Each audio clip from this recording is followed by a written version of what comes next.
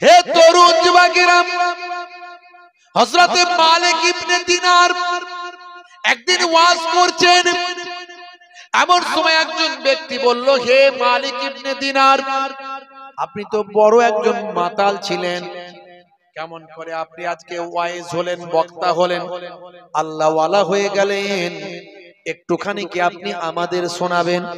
চোখ ভরা পানি নিয়ে হযরতে মালিক ইবনে দিনার বলতে লাগলেন, শোনো, আমি প্রতিদিন মদ না খেলে আমার দিন কাটতো না। প্রতিদিন আমি মদের বোতল নিয়ে বাড়িতে ফিরে আসতাম। আমার একটা ছোট্ট বাচ্চা ছিল। একদিন আমি শাবান মাসের 14 তারিখের রাত, শবে বারাতের রাত্রিতেও মদের বোতলটা নিয়ে বসেছি মদ খাবো বলে।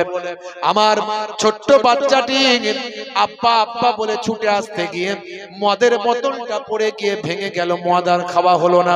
সেদিন আমি খেলাম না। হে তরুণ যুবকেরা, 1 বছর হয়ে গেছে আমি ঘুমিয়ে আছি একদিন। হে জওয়ান যুবকেরা, এমন সময় আমি ঘুমের মধ্যে দেখতে পাচ্ছি আমি ভয়ঙ্কর একটা সাপ আমাকে তাড়া করেছে। আমি ঘুমের মধ্যে দেখতে পাচ্ছি আমি ছুটে ছুটে চলেছি। আমাকে সাপটা, ভয়ঙ্কর বিশাল সাপ, আমাকে খেয়ে ফেলবে। আমি ছুটতে শুরু করেছি। ছুটে ছুটে ছুটে ছুটে একটা পাহাড়ের দিকে চলে যাচ্ছি। পাহাড়ে ওঠার আগে রাস্তার ধারে একটা দুর্বল মানুষ পড়ে আছে। সে আমাকে দেখতে পেয়ে বলছে, হে মালিক ইবনে দিনার, তাড়াতাড়ি তুমি সাপ থেকে যদি বাঁচতে চাও, ভয়ঙ্কর সাপ তোমাকে গিলে খেয়ে নেবে, অজগর সাপের থেকেও ভয়ঙ্কর সাপ। এই সাপ যদি তোমাকে গিলে খাওয়া থেকে বাঁচতে চাও, যাও পাহাড়ের উপরে উঠে যাও, ডান দিকে একটা বাগান আছে, বাগানে ঢুকে যাও। ওই বাগানে যদি ঢুকতে পারো, তুমি এই সাপের কামড় থেকে, খেয়ে ফেলা থেকে বেঁচে যাবে। হে তরুণ যুবকেরা, আজ আমি স্বপ্ন যখন দেখেছি, তখন আমার কন্যাটি বেঁচে নাই। আমার কন্যাটি কিন্তু ইন্তেকাল করেছে। তার আগে আমি ছুটতে শুরু করেছি স্বপ্নের মধ্যে। ছুটে ছুটে ছুটে ছুটে পাহাড়ের উপরে উঠে গেলাম। সাপ আমাকে তাড়া করছে। আমি উঠতে উঠতে ওই পাহাড়ের উপরে জং ভাই আমার বাগানের সামনাসামনি গিয়ে হাজির হলাম। বাগানে যে গার্ডেন আছে, গার্ডেনের দরজা আছে, ওই দরজার সামনে একটা দরওয়ান আছে। আমি ঢোকার চেষ্টা করলাম, দরওয়ান আমাকে ঢুকতে দিল না। না, ঢোকা চলবে না। ওদিকে আমার পেছনে ভয়ঙ্কর বিষধর ভাই, আমার বিশাল অজগর সাপের থেকেও ভয়ঙ্কর সাপটা আমার কাছাকাছি আসছে। সে সময় আমি দেখতে পেলাম ওই বাগানে অনেক বাচ্চারা খেলাধুলা করছে, আর তারই ভিতরে আমার কলিজার টুকরা কন্যা মেয়েটিকেও আমি দেখতে পেলাম। হে তরুণ যুবকেরা, আমি মালিক, আমি আমার মেয়েকে ডাক দিলাম, বাবা, মা গো। ও আমার কলিজার টুকরা মেয়ে, আমার মেয়েটি দরজার সামনে ছুটে এলো। সাপটা তখন আমার ঘরের কাছে চলে এসেছে, আমাকে গিলে ফেলবে। আমার কলিজার টুকরা বাচ্চা মেয়েটি ওই বাগানের ভিতর থেকে, গার্ডেনের ভিতর থেকে হাতটা দিয়ে একটা চর মারলো সাপটাকে। এক চর খেয়ে সাপটা ছিটকে পড়ে গেল, সেখান থেকে পালিয়ে গেল। আমি অবাক হয়ে গেলাম। আমি কলিজার টুকরা মেয়েটিকে জিজ্ঞাসা করলাম, বাবা মেয়ে, ও আমার কলিজার টুকরা মারে, তুমি এত ছোট বাচ্চা, তুমি তো সাপকে ভয় পাও না, আর আমি সাপের কামড়ের ভয়ে ছুটে ছুটে এখানে এসেছি, তুমি কেমন করে পারলে সাপকে মেরে তাড়াতে? সেই সময় কলিজার টুকরা কন্যাটি বলেছিল, আব্বা শুনে রাখো, এই সাপটা আসলে দুনিয়ার কোনো সাপ নয়, এটা হলো আপনার নাফস। আর যে দুর্বল মানুষটি আপনাকে রাস্তা দেখিয়েছে, ওটা কোনো মানুষ নয়, ওটা হলো আপনার রূহ। আপনি রূহের খোরাক আপনি দেন না, নামাজ পড়েন না, ইবাদত করেন না, আপনি মাতাল, তাই আপনি আপনার নাফসের কথা শুনেছেন। নাফস ভয়ঙ্কর রূপ ধারণ করে আপনাকে খেতে এসেছে। আর আমি যে একটা চর দিয়ে সাপকে তাড়ালাম, আমি কোনো সাধারণ মহিলা নয়, মেয়ে নয়, আমাকে আল্লাহ জান্নাতে দিয়েছেন, আমি একজন জান্নাতি কন্যা। হে দুনিয়ার মানুষ, শুনে রেখে দাও, এই স্বপ্ন দেখে ওঠার পর থেকে আমি মালিক ইবনে দিনার মদ খাওয়া ছেড়ে দিয়ে নামাজি আল্লাহওয়ালা একজন আলেম বান্দা হলাম। জোরে হবে না? জোরে হবে না। ভাইরা আমার, আজ থেকে প্রতিজ্ঞা করুন নামাজ ছাড়বেন না। হে তরুণ যুবকেরা, হে আমার বন্ধুরা, শুনে রেখে দিন বাবা, জেনে রেখে দেন। আমার আল্লাহ কোরআন মাজিদের ভিতরে বললেন, হে নবী শুনে রেখে দেন, ওয়ারাফা'না লাকা যিকরাক, আপনার আলোচনাকে আমি আল্লাহ সর্বোচ্চ মর্যাদা, উচ্চ সম্মান দান করেছি। পৃথিবীতে যত আলোচনা আছে, পৃথিবীতে যত কথা আছে, সবচেয়ে উচ্চ সম্মানের আলোচনা হলো হে নবী আপনার আলোচনা করা। পৃথিবীর শ্রেষ্ঠ আলোচনা হলো নবীর আলোচনা। সেই নবীর আলোচনায় আমরা বসেছি, কিন্তু এরপরেও কিছু মানুষের কিন্তু আবার এসব আলোচনা ভালো লাগে না, কানে লাগে, কষ্ট হয়। আমি সব জায়গায় বলি, বাবা মাইকটা বেশি দূর পর্যন্ত দিও না। যে ওয়াজ শুনবে তাকে মাইকের আওয়াজ শোনাও, যে শুনবে না তাকে জোর করে শোনাতে যেও না। গান শুনলে কষ্ট হয় না, ডিজে বাজলে কষ্ট হয় না। আল্লাহ আল্লাহ রাসূলের কথা যদি কানে যায়, বলে বুকে ব্যথা করছে। আছে এরকম লোক, কমপ্লেন করতে অন্য কেউ আসবে না, আপনার ঘরের লোকই আসবে কমপ্লেন করতে। সবাইকে ওয়াজ শোনানোর দরকার নাই, যারা মজলিসে আসবে তাদের শোনাও, তারা শুনতেই এসেছে। এই জন্য আমি বলি 2 kilometre, 1 kilometre, half kilometre mic দিবে না। মাইক তোমার গ্রামের ভিতরে দেবে আর তোমার মজলিসে দেবে। হে তরুণ যুবকেরা, হে আমার বন্ধুরা, শুনে রেখে দিন বাবা, জেনে রেখে দেন। ওয়াজ সবাই শোনেন, কিন্তু হেদায়েত সবাই হয় না। তার কারণ কি? শুনে রেখে দেন, জেনে রেখে দেন। আমার আল্লাহ 1450 বছর আগে দয়ার নবীকে বলছেন, হে নবী আমার, হে আমার পয়গম্বর, ও আখিরি জামানার পয়গম্বর, শুনুন, ফাযাক্কির ফা ইন্নাজ যিকরা তানফাউল মুমিনিন। You keep telling, believers will benefit. আপনি ওয়াজ করতে থাকুন, আপনি আপনার ওয়াজটা করতে থাকুন, আপনার ওয়াজটা উপকারে লাগবে, যারা ঈমানদার তাদের উপকারে লাগবে, যারা বিশ্বাসী বিলিভার্স যারা, তারা বেনিফিট পাবে। ওয়াজ নবীর সবাই শুনেছিল, কিন্তু সবাইয়ের কাজে লাগেনি। আল্লাহর নবীর ওয়াজ শুনে হযরতে আবু বকর সিদ্দিক হুজুর হেদায়েত হয়েছিলেন। আল্লাহর নবীর ওয়াজ শুনে হযরতে ওমর ফারুক হুজুর হেদায়েত হয়েছিলেন। আল্লাহর নবীর ওয়াজ শুনে হযরতে ওসমান জিন্নুরাইনের কাজে লেগেছিল। আল্লাহর নবীর ওয়াজ শুনে হযরতে আলী মুর্তজা হুজুরের কাজে লেগেছিল। হে তরুণ যুবকেরা, আল্লাহর নবী ওয়াজ করেছিলেন, আবু জাহিলের উপকার হয়নি। আল্লাহর নবী ওয়াজ করেছিলেন, উতবা সাইবার উপকার হয়নি। আল্লাহর নবী ওয়াজ করেছিলেন, আবু লাহাবের উপকার হয়নি। তাহলে নবীর আলোচনায়, নবীর কথাতে যদি জালেমরা হেদায়েত না হয়, আপনি কত বড় হুজুর হয়েছেন যে আপনার কথায় সবাই হেদায়েত হবে?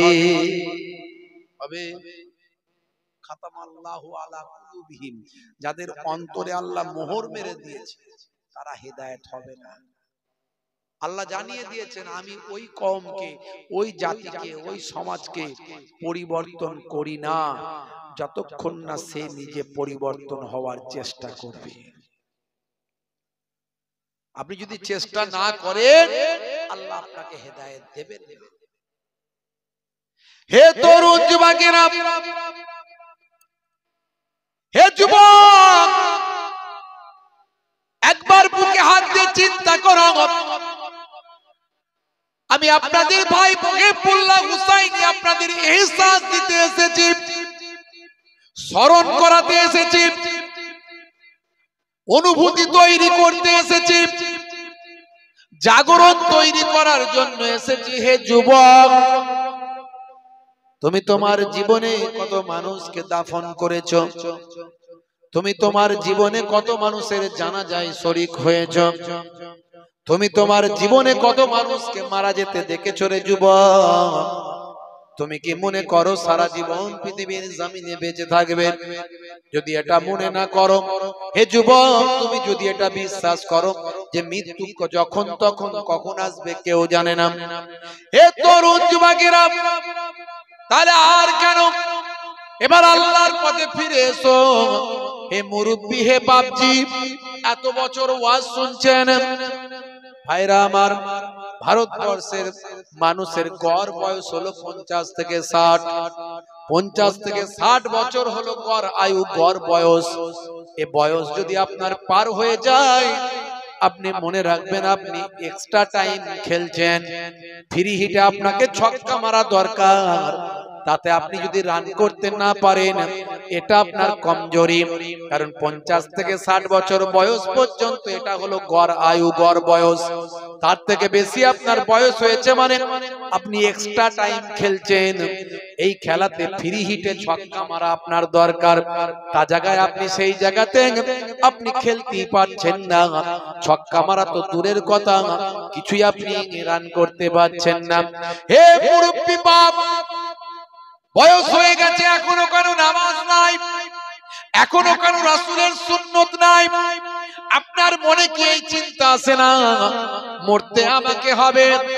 আল্লাহ কোরআন মাজিদের ভিতরে বলেছেন, কুল্লু নাফসিন যায়িকাতুল মউত। এ দুনিয়ার মানুষ, তোমাদেরকে মরতে হবে, মৃত্যু ছাড়া কেউ রেহাই পাবে না। শুধু তাই নয়, আমার আল্লাহ বলেছেন, ইজা জা আজালহুম লা ইস্তাখিরুনা সাআতাও ওয়া লা ইস্তাকদিমুন। মৃত্যুর যে সময় নির্ধারণ হয়েছে সেই সময়ের এদিক ওদিক করা হবে না।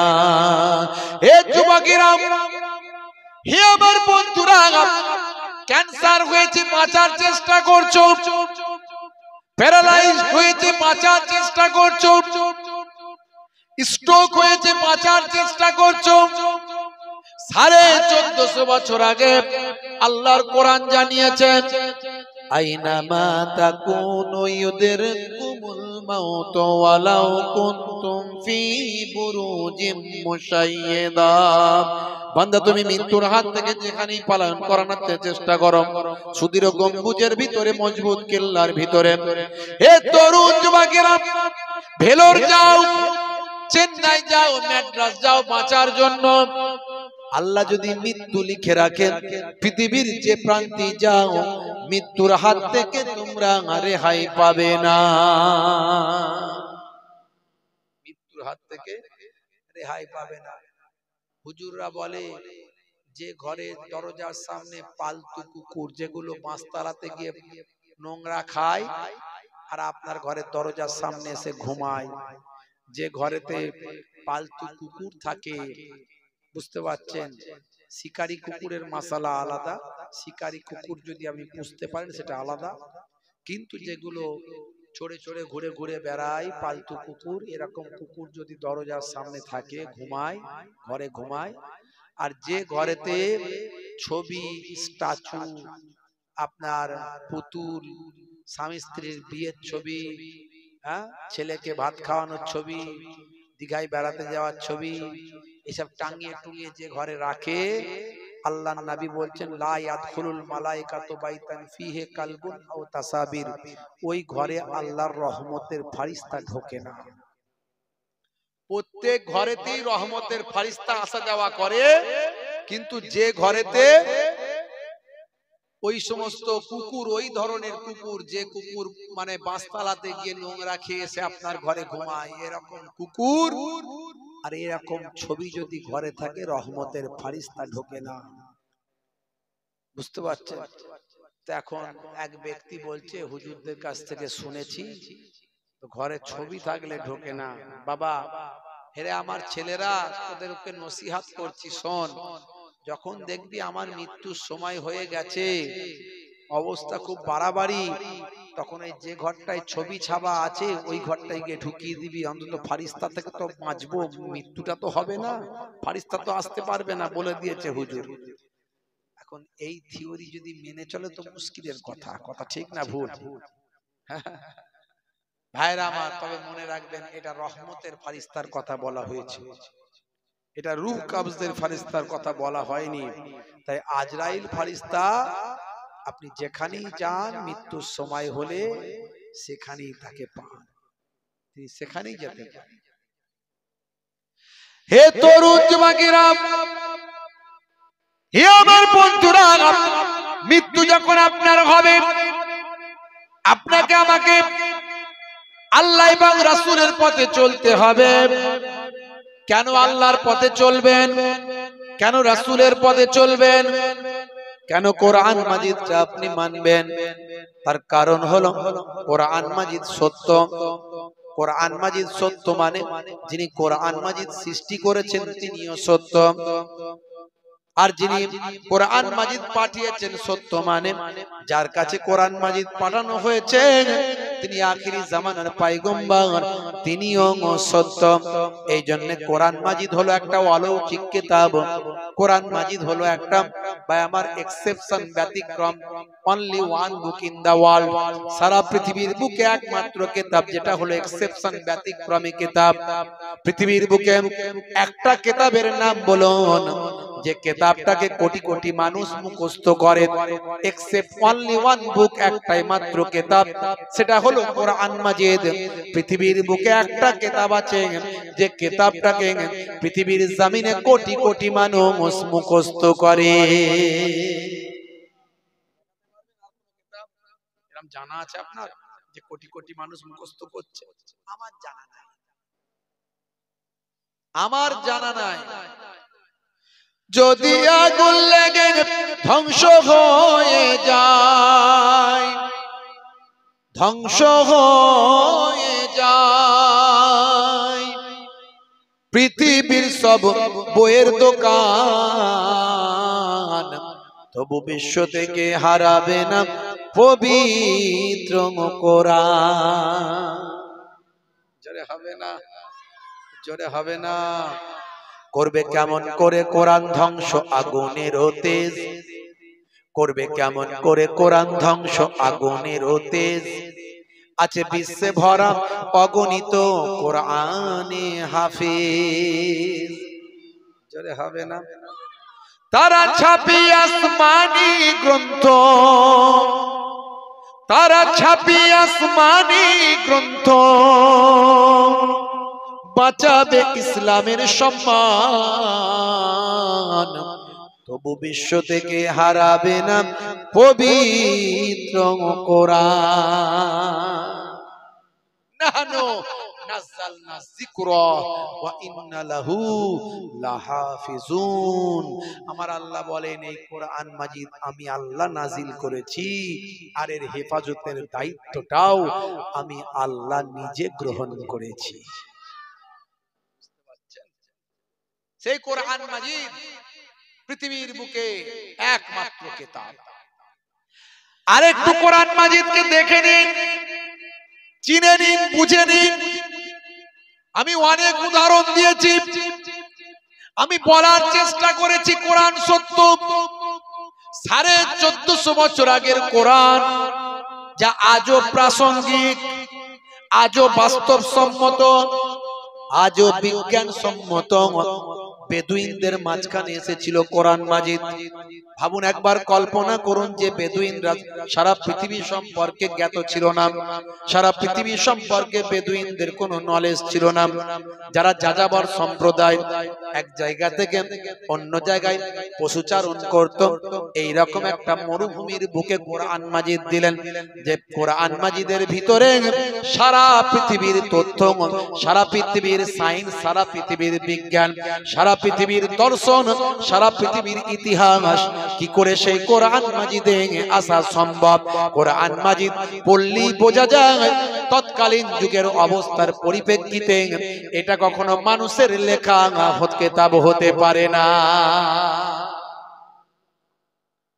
হে তরুণ যুবকেরা, ছোট্ট দুই একটা নমুনা দিলে বুঝবে। অনেক নমুনা আমি দিয়েছি। প্রথমে আমি চেষ্টা করছি যাতে করে কোরআন মাজিদকে আপনি বিশ্বাস করতে পারেন সত্য বলে। তার জন্য আমি একটা নমুনা দিচ্ছি। এরকম নমুনা আমার হাতে অনেক আছে, অনেক তথ্য খুঁজে বের করার চেষ্টা করেছি। আরো বিজ্ঞানের যত ডেভেলপমেন্ট বাড়বে তত কোরআন মাজিদ আরো সহজ হয়ে যাবে মানুষের জন্য বোঝা।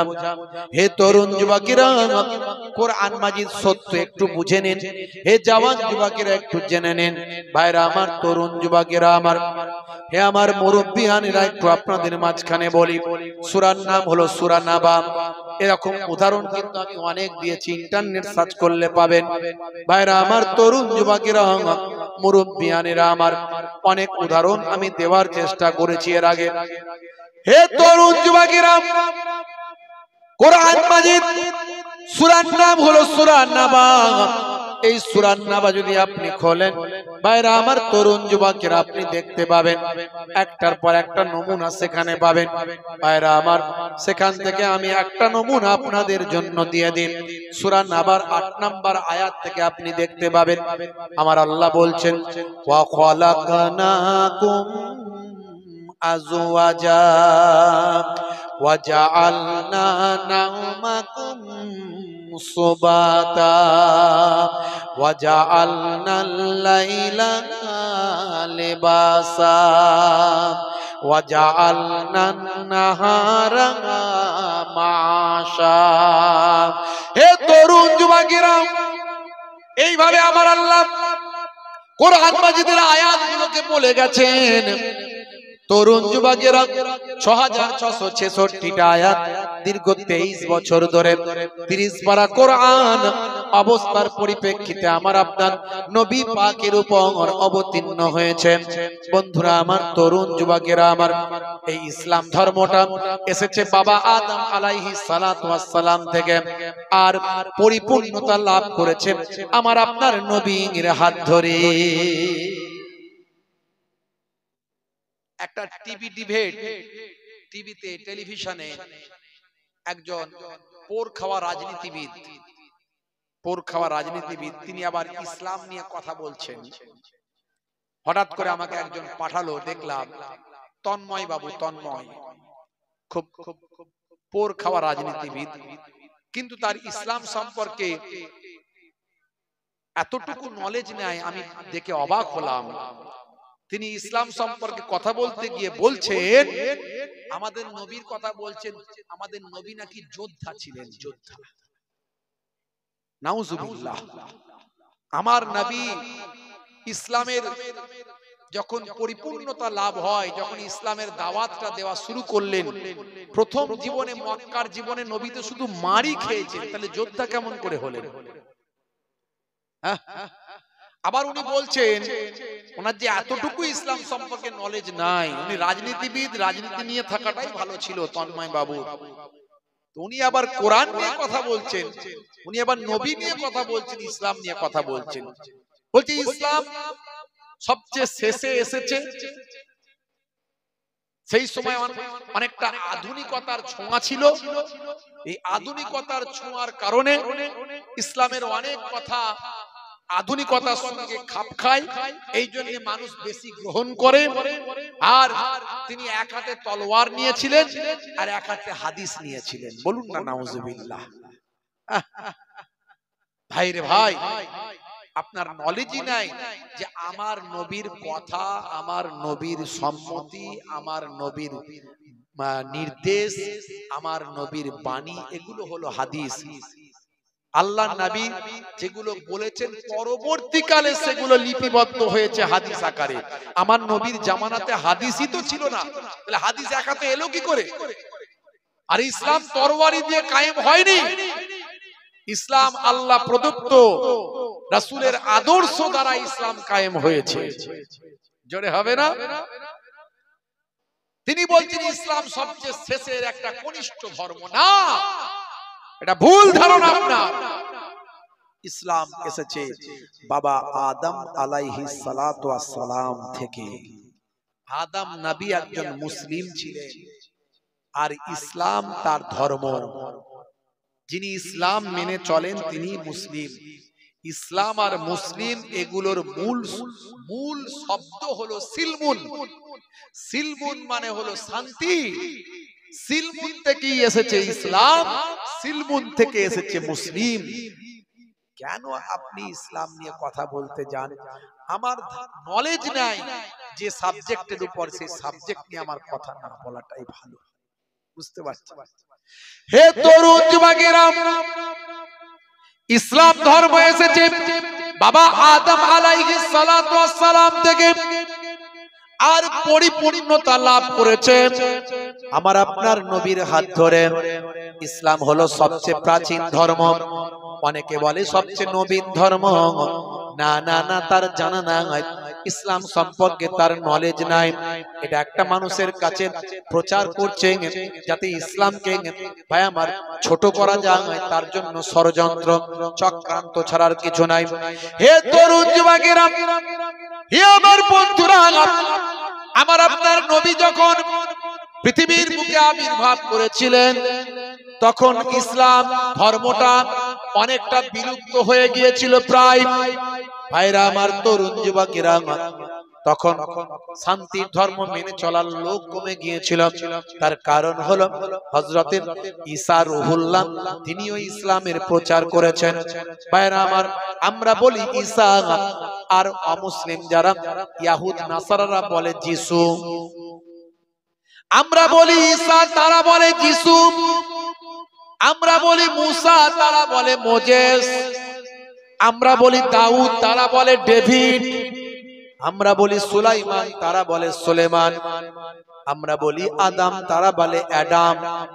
আমরা বলি হাওয়া, তারা বলে ঈভ। আমরা বলি মারিয়াম, তারা বলে মেরি। হে তরুণ যুবকেরা, এরকম ভাবে নামগুলো পাল্টে গেছে, ব্যক্তিগুলো ঠিক আছে। According to Abraham religious, according to খ্রিস্টানিটি, এইভাবে বিভিন্ন ভাই আমার ধর্মে সেগুলোকে বলা হয়েছে, কিন্তু তাদের ধর্ম ছিল সবই ইসলাম। মুসা নবী ইসলাম মেনে চলেছেন, ইউসুফ নবী ইসলাম মেনে চলেছেন। কোরআন মাজিদ পড়লে বোঝা যায় তারা মুসলিম হিসাবে নিজেদের জন্য দোয়া চেয়েছে, মুসলিম হিসাবে দোয়া চেয়েছে। হে তরুণ যুবকেরা, হে আমার বন্ধুরা, শুনে রেখে দিন বাবা, জেনে রেখে দেন, আমার আপনার নবী বিদায় হজের সময় আমার আপনার নবীর উপর আল্লাহ কোরআন মাজিদ নাজিল করে বললেন, আজকের দিনে আমি ইসলামকে কমপ্লিট করলাম। তার মানে ইসলাম ছিল ইনকমপ্লিট অবস্থায়, ইসলামকে কমপ্লিট করলেন বিদায় হজের সময়। আমার আপনার নবীর উপর আল্লাহ কোরআন মাজিদ নাজিল করলেন, আল ইয়াউমা আকমালতু লাকুম দীনাকুম ওয়া আতমামতু আলাইকুম নি'মাতি ওয়া রাদিতু লাকুমুল ইসলাম দীনা। হে তরুণ যুবকেরা, হে আমার মুরব্বিয়ানেরা, আমার আল্লাহ বলছেন, আল ইয়াউমা আকমালতু লাকুম দীনাকুম, আমি মুকাম্মাল করলাম দ্বীনকে, ওয়া আতমামতু আলাইকুম নি'মাতি, আমার নিয়ামতকে আপনার জন্য পরিপূর্ণ করলাম। ওয়াল ইসলাম দীনান, ইসলামকে দ্বীন হিসাবে মনোনীত করলাম। হে তরুণ যুবকেরা, হে আমার মুরব্বিয়ানেরা, আল ইয়াউমা আকমালতু লাকুম দীনাকুম ওয়া আতমামতু আলাইকুম নি'মাতি ওয়া রাদিতু লাকুমুল ইসলাম দীনান। হে জওয়ান যুবকেরা, ইসলামকে আমি আপনার জন্য কমপ্লিট করলাম, মনোনীত করলাম, দ্বীনকে কমপ্লিট করলাম, ধর্মকে কমপ্লিট করলাম। বন্ধুরা আমার, এই আয়াত দিয়ে আল্লাহ বুঝিয়ে দিলেন ইসলাম ধর্ম বাবা আদম আলাইহিস সালাতু ওয়াস সালাম থেকে এসেছে, আর নবী মুহাম্মদুর রাসূলুল্লাহ সাল্লাল্লাহু আলাইহি ওয়াসাল্লামের হাত ধরে ইসলাম ধর্ম পরিপূর্ণতা লাভ করেছে। তোমার বুকে রাখো আল্লাহরই ভয়, আসবে না কোনো দিন কোনো পরাজয়, আসবে না কোনো দিন কোনো পরাজয়। জোরে হবে না, জোরে হবে না। হারাম হালাল জেনে, সরল সত্য মেনে, নিষিদ্ধ সব ছেড়ে উঠুক জীবন বেড়ে, যাবে তুমি জান্নাতে যাওয়া ছিল স্বপ্ন তোমার।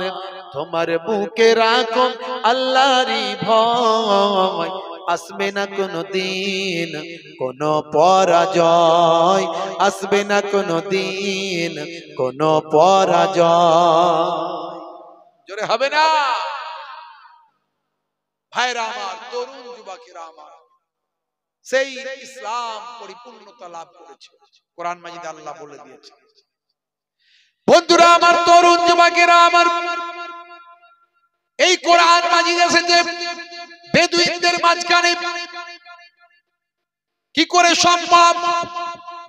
যে সময় নাসা ছিল না, ইসরো ছিল না, যে সময় কোন ব্যারোমিটার, থার্মোমিটার, মাইক্রোস্কোপ, স্টেথোস্কোপ, ভাই আমার কোন এক্সরে মেশিন, ইসিজি মেশিন, কোন রকম ইকোকার্ডিওগ্রাফি কোন যন্ত্রপাতি সে সময় ছিল না। হে তরুণ যুবকেরা, সেই সময় আমার আল্লাহ বললেন, হে তরুণ যুবকেরা, ভাই আমার, দোস্ত আমার, ওয়াজআলনা, আমার আল্লাহ বলছেন, হে দুনিয়ার মানুষ শুনে রেখে দাও, জেনে রেখে দাও, ওয়াজআলনাল লাইলা লিবাসা, আমি আল্লাহ তোমাদের জন্য রাতকে পোশাক বানিয়ে দিয়েছি। রাতকে আমি আল্লাহ তোমাদের জন্য পোশাক করে দিয়েছি। পোশাকের কাজ কি? পোশাকের কাজ হলো শরীরকে ঢেকে রাখা।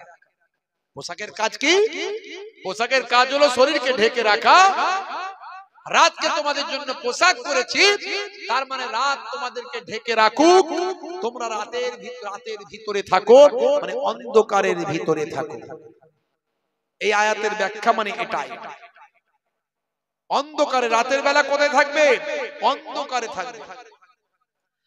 আরো ক্লিয়ার করে আমার আপনার নবী জানিয়েছেন। এই জন্য বলি কোরআনের ব্যাখ্যা হলো হাদিস। হে তরুণ যুবকেরা, হে আমার বন্ধুরা, সহিহুল বুখারী শরীফ, বুখারী শরীফের বাবা সহিহ বুখারী শরীফ, ভাই আমার, হাদিস নাম্বার হলো 5624 নাম্বার হাদিস। হযরতে জাবির রাদিয়াল্লাহু তাআলা আনহু থেকে হাদিসটা এসেছে। আন জাবিরিন আন্না রাসূলুল্লাহ সাল্লাল্লাহু আলাইহি ওয়াসাল্লাম قال আতফিউল মাসাবিহা ইযা রাকাতুম। হে তরুণ যুবকেরা, আল্লাহর নবী বলেন, হে দুনিয়ার মানুষ শুনে রেখে দাও বাবা, যখন তোমরা ঘুমাতে যাবে রাতের বেলা, তখন তোমরা রাতের বেলা লাইটটা, আলোটা বন্ধ করে দাও। জোরে হবে না? কোরআনের কথা হাদিসে মিলল না? মিলল না? যেটা বলেন মিলল না? মিলল না? 1450 বছর আগের কথা, যাযাবরদের কাছে, বেদুইনদের কাছে কথা, যে সময় কোনো যন্ত্রপাতি, ল্যাবরেটরি, কোনো প্যাথোলজি ছিল না।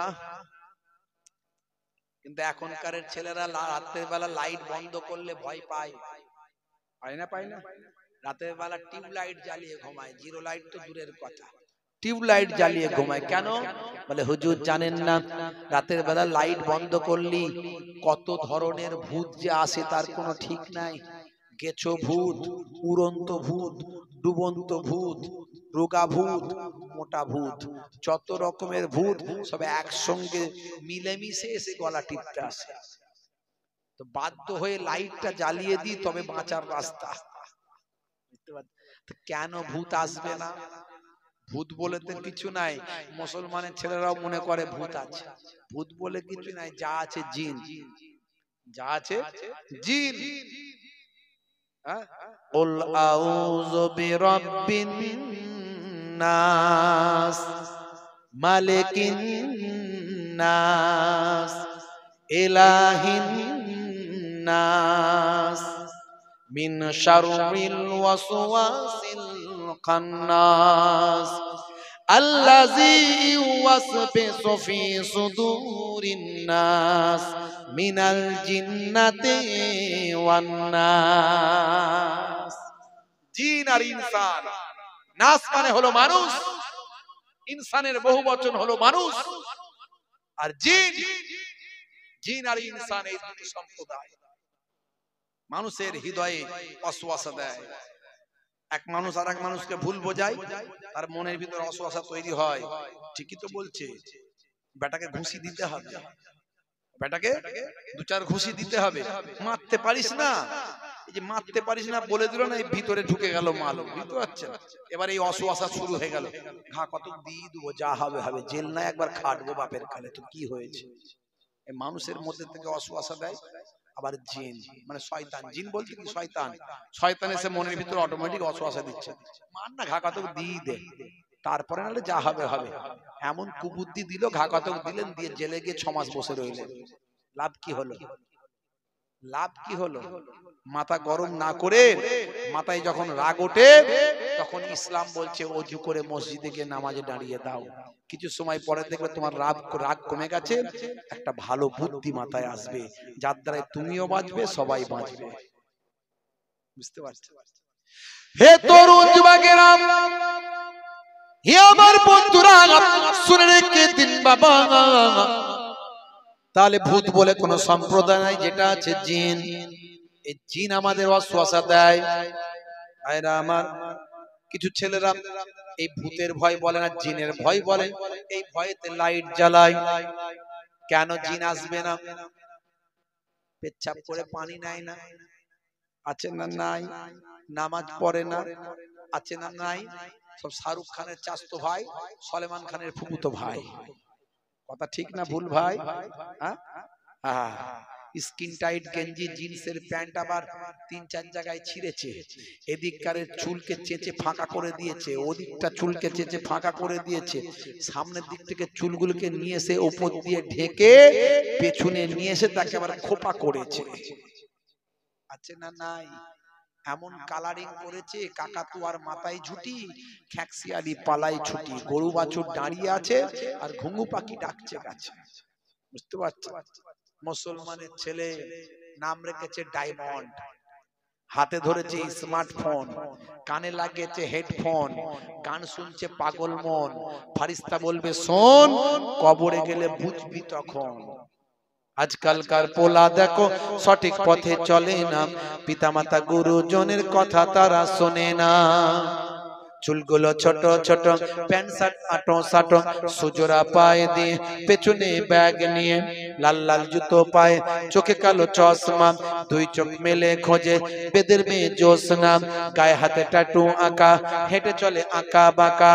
কাছে গেলে দেখা যায় সুস্থ ছেলে না, কাছে গেলে দেখা যায় সুস্থ ছেলে না, তিরঙ্গার দুর্গন্ধে টেকা যায় না, তিরঙ্গার দুর্গন্ধে টেকা যায় না।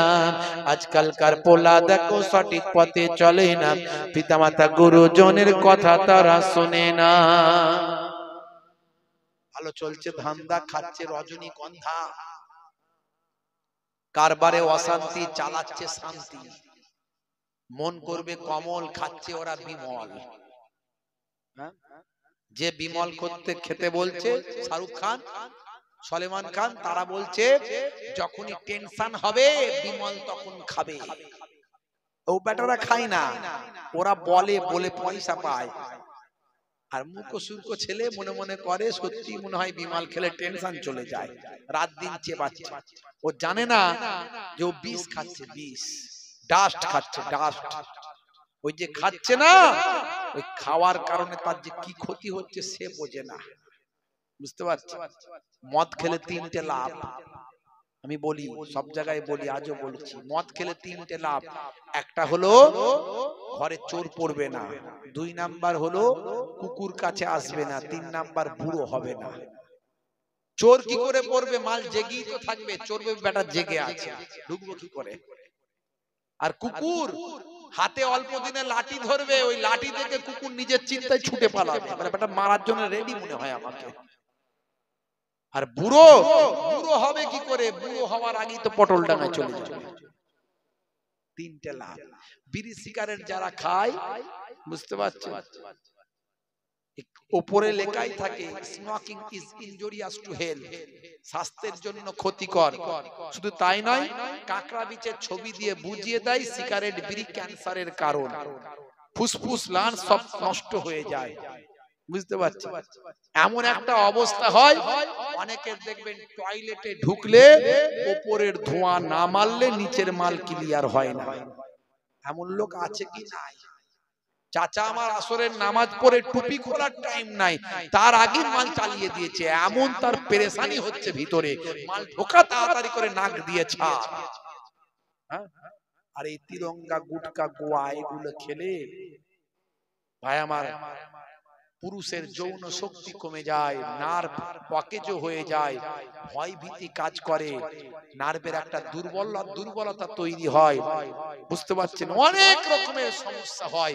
হে যুবক, 1450 বছর আগে আল্লাহর নবী বলছেন কুল্লু মুসকিরিন হারাম, প্রত্যেক নেশা হলো হারাম, নেশামুক্ত জীবন যাপন করো। হুজুর এত বড় বড় কথা বলছেন, পুরুষ মানুষ নেশা করবে না, এটা হতে পারে? আপনি কি কোনো নেশা করেননি? আলহামদুলিল্লাহ, করি না বলি তো বলছি। মাঝে মাঝে আমাকে বলে হুজুর কি পান খাবেন? নাকি আমি খাই না।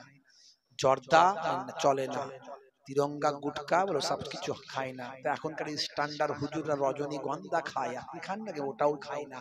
খানটা কিছুই খাই না কেন? পুরুষ মানুষ হলে কি তাকে নেশা করতে হবে? কোথায় লেখা আছে? আমার নবী নেশা করতেন নাকি?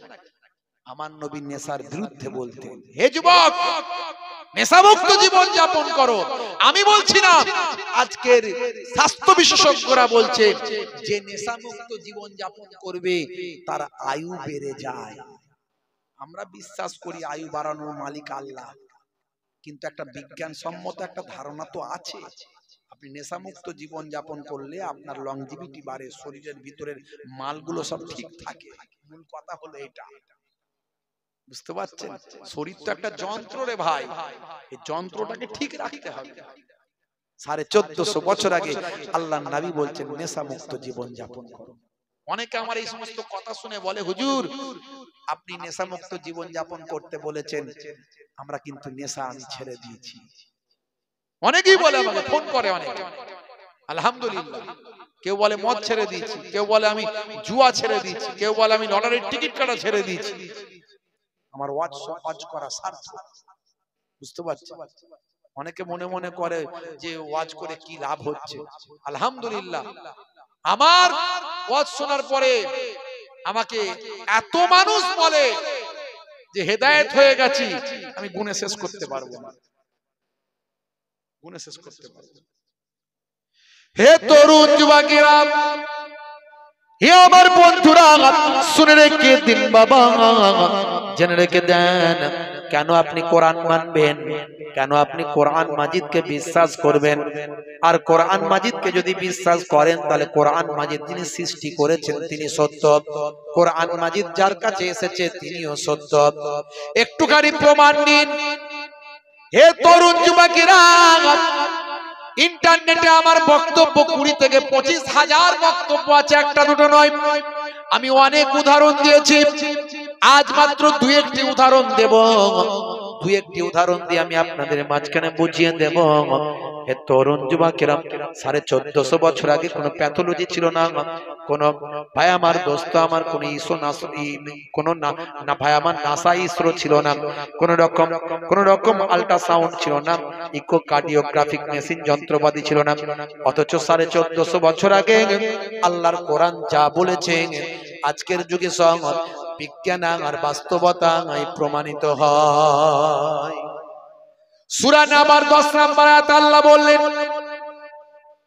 তোমরা যখন ঘুমাবে তখন কি করবে?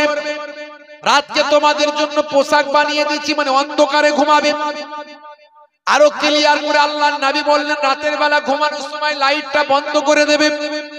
হে তরুণ যুবকেরা, হে আমার বন্ধুরা, হে আমার মুরব্বিয়ানিরা, শুনে রেখে দিন, জেনে রেখে দিন বাবা।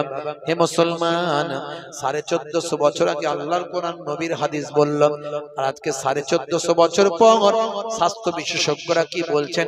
ইন্টারনেট সার্চ করবেন, আপনি পাবেন মানুষের মাথা থেকে 5 ধরনের হরমোন নিঃসৃত হয়। তার মধ্যে একটা হরমোন মানুষ যখন ঘুমিয়ে থাকে, গভীর ঘুমে যখন আচ্ছন্ন থাকে, আর চোখ যদি ব্রেনকে সিগন্যাল দেয় যে অন্ধকারের ভিতরে মানুষটি ঘুমিয়ে আছে, এরকম গভীর ঘুমে আচ্ছন্ন আছে এবং অন্ধকারে ঘুমিয়ে আছে, তখন মাথার পেছন সাইড থেকে একটা হরমোন নিঃসৃত হয়। এই হরমোনটার নাম আর অন্য কিছু নয়, এই হরমোনটা হলো মেলাটোনিন হরমোন। হে তরুণ যুবকেরা, এই হরমোনটার কাজ কি?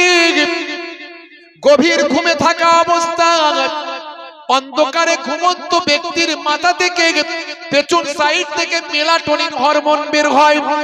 এই মেলাটোনিন হরমোনটা বের হয়ে ব্লাডের সঙ্গে, রক্তের সঙ্গে মিশে যায়। মিশে গিয়ে আপনার আমার শরীরকে ক্যান্সারের মতো ভয়ঙ্কর জীবাণু থেকে শরীরকে রক্ষা করে। জোরে হবে না? আমি বলছি না, ইন্টারনেট সার্চ করুন, ইন্টারনেট সার্চ করুন, পেয়ে যাবেন। ডাক্তাররা কি বলছে পেয়ে যাবেন, মেডিকেল সায়েন্স কি বলছে পাবেন। মেলাটোনিন হরমোনের কাজ কি পেয়ে যাবেন, কিভাবে মেলাটোনিন হরমোন তৈরি হয় পেয়ে যাবেন। একটা উদাহরণ দিলাম, একটা ভাত টিপলি পুরো হাঁড়ির ভাতটা হয়েছে কিনা বোঝা যায়। এই একটা উদাহরণ দিলেই আপনি বুঝতে পারছেন কোরআন কতটা অথেন্টিক, কোরআন মাজিদ কতটা বিজ্ঞানসম্মত। যত বিজ্ঞানের ডেভেলপমেন্ট হবে তত কোরআন মাজিদ আরো আপনার আমার কাছে পরিষ্কার হয়ে যাবে। আর পৃথিবীর বুকে তত বেশি মানুষ কোরআনের প্রতি আকৃষ্ট হবে। আর কোরআনের যিনি স্রষ্টা সে আল্লাহকে মানবে, আর কোরআন যার কাছে এসেছে সেই দয়ার নবীর শিষ্য হয়ে যাবে। অনেক উদাহরণ আমি দিয়েছি, বেশি উদাহরণ দেব না। আর একটা কথা তবু আপনাদের মাঝখানে বলি, আর একটা বললে হয়তো আরেকটু ক্লিয়ার হবে। হে তরুণ যুবকেরা, হে আমার বন্ধুরা, শুনে রেখে দিন, জেনে রেখে দেন। হে মুসলমান, একটুখানি লক্ষ্য করুন। আজ থেকে 1.5 সপ্তাহ 2 সপ্তাহ আগের কথা বলছি। জম্মু কাশ্মীর হাইকোর্ট, এই হাইকোর্টে একটা রায় ঘোষণা হয়েছে। এই রায়টা যিনি ঘোষণা করেছেন তিনি কে আপনি জানেন? তিনি একজন অমুসলিম হিন্দু বিচারপতি। তার নাম হলো মিস্টার বিনোদ চ্যাটার্জি কৌর। হে তরুণ যুবকেরা, মাত্র 2 সপ্তাহ ভিতরে এই ঘটনাটা ঘটেছে। নিউজটা আমার কাছে রাখা আছে। জম্মু কাশ্মীর হাইকোর্ট বিচারপতি হলেন বিনোদ চ্যাটার্জি কৌর। তিনি একটা কোর্টে রায় দিচ্ছেন, হাইকোর্টে রায় দিচ্ছেন। 43 বছর আগের পুরানো রায়। কাকে তিনি রায়টা দিচ্ছেন? যাকে তিনি রায় দিচ্ছেন তিনি একজন মুসলমান, তার নাম হলো আব্দুল গফফার। ভাই আমার 43 বছর একটা পুরানো কেসে তিনি রায় দিচ্ছেন। আজকে আব্দুল গফফার তিনি হাজী সাহেব হয়ে গেছেন। আজকে আব্দুল গফফার তিনি দাড়িওয়ালা, সুবি সাহেব জুব্বাওয়ালা হয়ে গেছেন। হে তরুণ যুবকেরা, হে আমার বন্ধুরা, জম্মু কাশ্মীর হাইকোর্টের বিচারপতি কৌর বলেন, হে আব্দুল গফফার, হে আব্দুল গফফার, আপনি একজন ধার্মিক মানুষ। আপনাকে দেখে বুঝতে পারছি আপনি একজন দাড়িওয়ালা সুবি সাহেব মানে নামাজি মানুষ। আবার তো শুনছি আপনি হাজী সাহেব, হাজী মানুষ। 43 বছর আগে আপনি আপনার পিতার সম্পত্তি থেকে আপনার বোনকে বঞ্চিত করেছিলেন।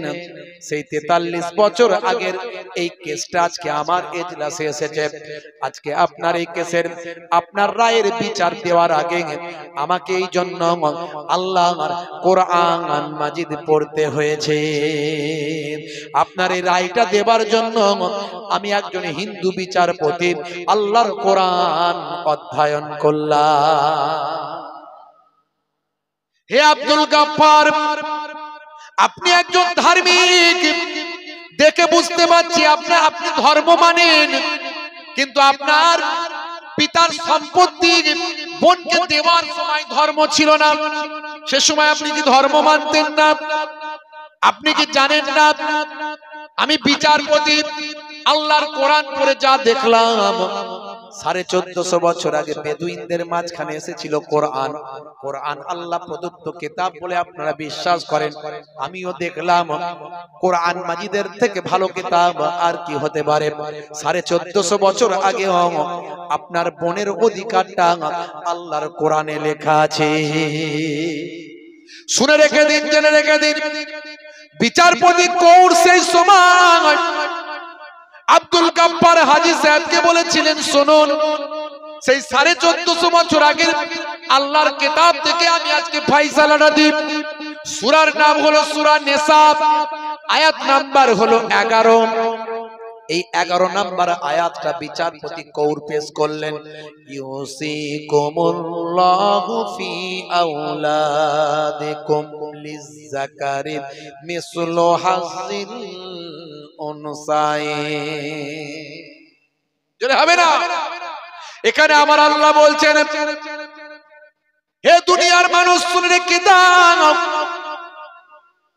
তোমাদের সন্তানদের জন্য তোমাদের উপর নির্দেশ দিয়েছি, একজন পুত্র দুইজন কন্যার সমান অংশ পাবে। একজন পুত্র পাবে দুইজন কন্যার সমান, তার মানে একজন কন্যা পাবে একজন পুত্রের অর্ধেক। হে আব্দুল গাফফার, আল্লাহর কোরআনে পরিষ্কার লেখা আছে, আপনি যেটা পাবেন বাপের সম্পত্তি, আপনার অর্ধেক পাবে আপনার বোন। আজকে আমি কোরআন থেকে আপনার রায়টা দিয়ে দিলাম। 1450 বছর আগের কোরআন আজকের যুগে বিজ্ঞান আর বাস্তবতায় বিচারপতির বিচারেও স্থান পায়। জোরে হবে না? জোরে হবে না? কোরআন মাজিদ কতটা প্রাসঙ্গিক, কতটা বাস্তবসম্মত। 1450 বছর আগে আপনার বোনের অধিকার থেকে আপনার বোনকে বঞ্চিত করেনি কোরআন মাজিদ। এই জন্য পৃথিবীর মুখে যারা কোরআন নিয়ে গবেষণা করছে তারা আজকে অবাক হয়ে যায়। অনেকে কোরআনের বিরুদ্ধে শত্রুতা করার চেষ্টা করেছে, হয়ছে কোরআনের প্রেমিক হয়ে গেছে, কোরআন মেনে নিয়েছে, কোরআনের শত্রুতা করতে গিয়ে নতুবা কোরআনের শত্রুতা যারা হিংসাত্মক ভাবে করেছে আল্লাহ তাদের বরবাদ করে দিয়েছে। যে কোরআন পাল্টাতে চেয়েছে নিজে পাল্টে গেছে। বুঝতে পারছেন ভাইরা আমার? এই কথাগুলোর দ্বারা আমি এটাই বোঝাতে চাই, কোরআন মাজিদ সত্য, কোরআন মাজিদ সত্য, আর যিনি কোরআন মাজিদ অবতীর্ণ করেছেন সে আল্লাহ সত্য। যার উপর কোরআন মাজিদ অবতীর্ণ হয়েছেন সে আখিরি জামানার পয়গম্বর সত্য। জোরে হবে না? জোরে হবে না? 12 রবিউল আউয়ালে রহমত ওয়ালা নবী এলো রে, সাফাআতের তাজ পরে জামিনে বরকত ওয়ালা নবী এলো রে। এলো রে ভাই এলো রে, এলো রে ভাই এলো রে, কাউসার কাউসার ওয়ালা নবী এলো রে। জোরে হবে না? জোরে হবে না? কষ্ট হচ্ছে নাকি আপনাদের? কি কষ্ট হচ্ছে? সত্যি করে বলেন, কষ্ট হচ্ছে? কারা কারা চান না হাত তুলে দেখান তো দেখি।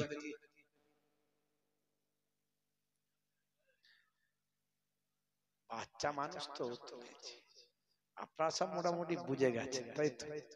আচ্ছা, আমি এবার স্বাভাবিক কি অস্বাভাবিক একটু দেখে নেবো, যে এমনিতেই হাট উঠছে না আবার উঠছি না, হুজুর হ্যাঁতেও নাই নায়েতেও নাই, এরকম আছে নাকি একটু দেখে নি। আচ্ছা বলুন তো দেখি কারা কারা চান, এবার হাত তুলে দেখান তো। মাশাআল্লাহ, নারে তাকবীর। সবাই হাত তুলছে, তার মানে চাই সত্যি সত্যি বোঝা যাচ্ছে। হ্যাঁ, তাহলে একটু হবে নাকি ভাইরা আমার, তরুণ যুবকেরা আমার, মুরব্বিয়ানেরা আমার? হ্যাঁ, আমার কথা বোঝা যাচ্ছে তো নাকি? ওয়াজ বোঝা যাচ্ছে বাবা? আমি কি বলতে চাইছি বুঝতে পারছেন তো নাকি? হ্যাঁ, মাশাআল্লাহ, আল্লাহ করে আমুলিয়ার মানুষ। এই গত কয়েক বছরই মনে হয় আমি আসছি এখানে, গত কয়েক বছরই হয়তো আমি আসছি এখানে। আপনাদের খারাপ লাগছে না তো? প্রত্যেক বছর হুজুরকে নিয়ে আসতে হবে কেন রে বাবু? হুজুর না এলেই ভালো হয় কি?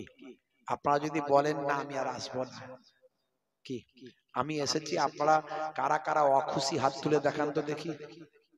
কেউ হাত তোলেন? তার মানে খুশি নাকি? মাশাআল্লাহ, আল্লাহ কবুল করেন, আল্লাহ কবুল করেন। ভাইরা আমার, একটু বোঝার চেষ্টা করবেন। রাত অনেক হয়েছে তো, 12:30 বাজছে। এখন বুঝতে গেলে একটু কষ্ট হবে, স্বাভাবিক। অনেক সময় চোখে ঘুম চলে আসে, দেখবেন ওয়াজ শুনতে শুনতেই একবার 19, একবার 20, একবার 19, একবার 20, মানে একবার ফার্স্ট গিয়ার, একবার back gear, first gear, back gear, মাঝে মাঝে থার্ড গিয়ারও মারে, ফোর্থ গিয়ারও মারে। শেষে হুজুরের দিকে পা করে হ্যান্ড ব্রেক মেরে কুপকাত হয়ে যায়। আছে না? নাই। দেখবেন হুজুর, হুজুর তুই ওয়াজ করে যা, আমি আমার চললাম। বলে হুজুরের দিকে পা করি চিৎপাত, এদিকে কাত ওদিকে কাত, হুজুরের দিকে পা করে চিৎপাত। তো একটুখানি ওয়াজ বুঝবেন বাপজি আমার, খুব সংক্ষেপে, আর বেশি সময় নেব না। অনেকটা আলোচনাটাকে কমপ্লিটের দিকে নিয়ে এসেছি। এখন আমরা বিশ্বাস করছি যে কোরআন সত্য। কোরআন সত্য মানে আল্লাহ সত্য, আল্লাহ সত্য মানে নবী সত্য। এটা আমাদের বিশ্বাসের জায়গায় চলে এসেছে। এবারে কি করতে হবে সেটা একটু আলোচনা করব। তার মাঝখানে একটু বলে দিই যে অন্তত মন দিয়ে একটু ওয়াজটা শুনলে বোঝা যাবে। ভাইরা আমার, ওই কোন রকমে হ্যাঁ হু করে চললে তো হবে না। বাবা আমার, একটু বোঝার চেষ্টা করবেন। এক গ্রামে এখন চুরি হয়েছে, চুরি হয়েছে। গ্রামের এক ব্যক্তি, সাদাসিধে মানুষ, তার ঘরে চুরি হয়েছে। তো সে এখন থানায় ফোন করেছে। গ্রামের দিকের মানুষ তো ফোন করেছে, সহজ সরল লোক, গ্রামের মানুষ ফোন করেছে, হ্যালো। তখন ওই পার থেকে অফিসার ধরেছে, বলছে ইয়েস, ইংরেজিতে বলেছে ইয়েস, মানে হ্যাঁ। তখন গ্রামের দিকে মানুষ তো সাদাসিধে মানুষ মনে মনে করছিল, বাবা ইংরেজিতে কথা বলছে রে, মহাবিপদ, তাহলে আমাকে ইংরেজি বলতে হবে। তখন গ্রামের মানুষ, সেও ছোটবেলায় একটা ইংরেজি পড়েছিল, ইংরেজি শুরু করেছে। বলছে স্যার, কাটিং দা বাঁশের বেড়া, ওপেন দা ডোর, সব লইয়া গেছে চোর। বুঝতে পারছেন? এখন অফিসার তো ইংরেজি শুনে মাথা খারাপ, বলছে হোয়াট ইজ দা বাঁশের বেড়া, হোয়াট ইজ দা বাঁশের বেড়া। এখন এপার থেকে আবার ওই ভদ্রলোক বলছে বাঁশের বেড়া ইজ খাড়া খাড়া, তার উপরে পেরেক মারা। বুঝতে পারছেন? এখন এই রকম ইংরেজি শিখলে তো হবে না, এই রকম বুঝলে তো হবে না, যেমন তিনি বুঝেছেন। আমরা আমাদেরকে ওয়াজ কিন্তু ওই রকম বুঝলে হবে না, পরিপূর্ণ বুঝতে হবে। বেশি আলোচনার দরকার নেই, 1 ঘন্টার আলোচনা যথেষ্ট। হে তরুণ যুবকেরা, হে আমার বন্ধুরা, তাহলে আল্লাহ সত্য, নবী সত্য, কোরআন সত্য, আমাদের করণীয় কি? সত্য বলে যদি বিশ্বাস করি, করণীয় কি? হে তরুণ যুবকেরা, আমার আল্লাহ বলছেন মা খালাকতুল জিন্না ওয়াল ইনসা ইল্লা লিয়াবুদুন। করণীয় কি? করণীয় হলো, আমি জিন এবং ইনসানকে বলেছি আমার ইবাদত করার জন্য। ইবাদত কাজ হলো কি? ইবাদত। ইবাদত ছাড়া অন্য কোন উদ্দেশ্যে আমি জিন এবং ইনসানকে সৃষ্টি করি নাই। হে তরুণ যুবকেরা, আমরা হয়তো অনেকে মনে করি ইবাদত মানে নামাজ, রোজা, হজ, যাকাত। না না না, হে তরুণ যুবকেরা, এগুলোতে ইবাদত, কিন্তু মনে রাখবেন ঘুমাতে গেলেও আল্লাহর নাম নিয়ে ডান দিকে কাত হয়ে ঘুমাবেন, সুন্নতের সওয়াব পাবেন, ইবাদতটা আপনার হবে। যখন আপনি ঘুম থেকে উঠবেন আলহামদুলিল্লাহ বলে উঠবেন, ইবাদতের সওয়াব পাবেন। হে তরুণ যুবকেরা, যখন আপনি খাবেন, ভাই আমার, চেটে পুচে খাবারটা খাবেন, পরিমিত খাবার খাবেন, মাঝে মাঝে ঘরটা ঝাড়ু দেবেন, স্ত্রীর সঙ্গে রান্নায় সহযোগিতা করবেন। আমার নবী করেছেন, সুন্নতের সওয়াবটা নামাজ আমলে আমার আল্লাহ লিখে দেবে। বলে হুজুর সব সুন্নত বলুন, কোনো অসুবিধা নাই, কিন্তু স্ত্রীর সঙ্গে ঘর ঝাড়ু দেয়া এটা পারবো না। আমাদের ঘরের বউয়েরা, এই যে আপনি যে ওয়াজটা করে দিয়ে গেলেন, সকালবেলা বলবে কই গো ফুলটুসির আব্বা, হ্যাঁ, এই যে ছোট হুজুরের নাতি পিন্নগরী হুজুরের পোতা মোহেবুল্লাহ হুসাইনি এসেছিল, বলল নাকি ঘর ঝাড়ু দেওয়া নাকি নবীর সুন্নত, স্ত্রীর সঙ্গে কাজ করাও নাকি নবীর সুন্নত। তো একটু আমি অন্য কাজে ব্যস্ত আছি, হ্যাঁ, আর প্রতিদিন কতই বা করব, তুমি একটু মাঝে মাঝে ঘরটা ঝাড়ু দিও। তা চাপে পড়ে গেলাম হুজুর, এই ওয়াজটা কি না করলে হতো না? আচ্ছা বলুন তো, স্ত্রীর সঙ্গে ছোট ছোট কাজগুলো করলে আপনার লজ্জা কিসের বা কষ্টই বা কিসের? হাতে সময় থাকলে সব সময় তো পারবেন না, আপনার কাজ কারবার ব্যবসা বাণিজ্য আছে, ঘরে আছেন একটু করলেন।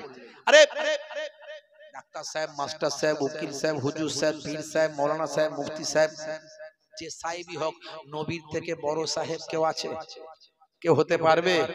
কেউ হতে পারবে না। তো আমার নবী যদি স্ত্রীর সঙ্গে রান্নায় সহযোগিতা করেন, ছোট ছোট কাজগুলো করেন, মাঝে মাঝে স্ত্রীর সঙ্গে রান্নায় সহযোগিতা করছেন, ঘরটা ঝাড়ু দিয়ে দিচ্ছেন, ওয়া ইয়াহমিলু বিযাতিন মিনাস সুক, নবী আমার বাজারটা মাঝে মাঝে নিজে হাতে করে নিয়ে আসছেন, তো আপনি করলে তো নবী আনা কাজ করলেন, সুন্নতের সওয়াব ইবাদত হলো। জোরে বলুন সুবহানাল্লাহ। না হুজুর, এটা কেমন মেয়েদের কাজ, আমরা কি করে করি, এটা মেয়েদের কাজ। আচ্ছা বলেন তো, মেয়েদের কাজ হোক আর যাই হোক, আল্লাহর নবী করেছে, আপনি করবেন, এতে আরেকটা বড় উপকার আছে, সেটা হলো, আচ্ছা স্ত্রীর সঙ্গে যদি আপনি ছোট ছোট কাজগুলোতে অংশ নেন, এতে কি প্রেম প্রীতি বাড়বে না কমবে? মারাত্মক বাড়বে। ফেভিকল আঠা বোঝেন তো? ফেভিকল আঠা, হ্যাঁ, বুড়ো বুড়ি হয়ে যাবে, প্রেম কিন্তু কমবে না। স্বামী স্ত্রীর প্রেম কমবে না, বুড়ো বুড়ি হয়ে যাবে ফেভিকল আঠার মতো।